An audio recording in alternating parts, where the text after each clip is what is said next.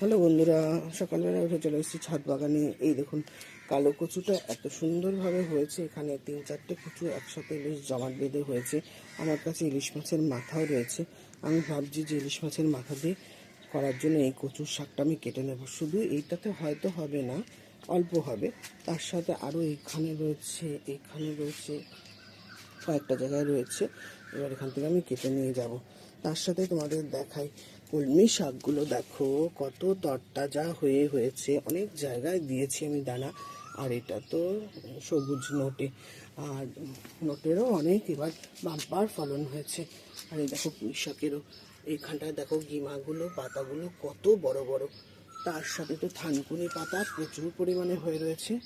এই দেখো এখানেও পুঁই শাক আমি কেটে নিয়ে গেছি, আবার বাড়ছে।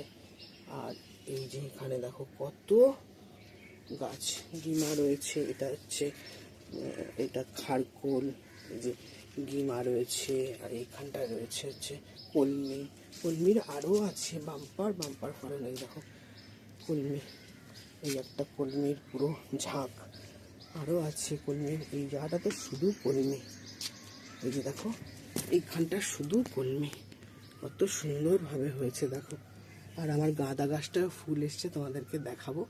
এই দেখো কলমির এই যে দানা হচ্ছে, এই যে এই দানাগুলোই ফাটিয়ে আমি ফেলি, ওখান থেকে হয়। এখানটা একটা কচু গাছ, এইখানটাও কচু গাছ। এই কচু গাছগুলো ভালোভাবে হয় না কেন, এই গ্রো ব্যাগটার মধ্যে জল থাকে না। জল থাকলে তাহলে সেগুলো ভালোভাবে হয়।